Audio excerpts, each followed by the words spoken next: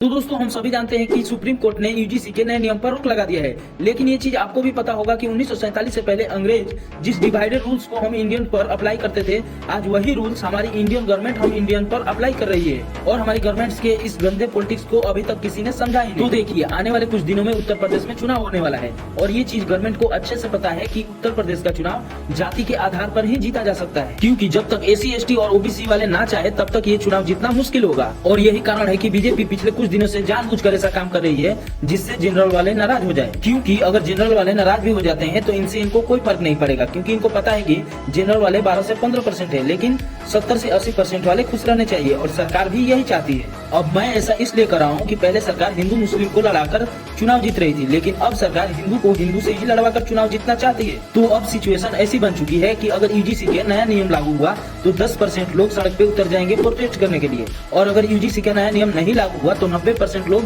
सड़क पे उतर जाएंगे प्रोटेस्ट करने के लिए। लेकिन अगर सरकार चाहे तो यूजीसी के नए नियम में थोड़ा सा बदलाव करके इस लड़ाई को रोक सकती है, इस प्रोटेस्ट को रोक सकती है। लेकिन सरकार नहीं चाहती है इस लड़ाई को रोकना, क्योंकि सरकार को भली भांति पता है कि अगर ये इस लड़ाई को रोक देगी तो फिर वो चुनाव जीतेगी कैसे। तो दोस्तों, इस चीज को आपको समझना है और समझदारी से रहना है। और इस पर आपका क्या कहना है कमेंट सेक्शन में जरूर बताएं।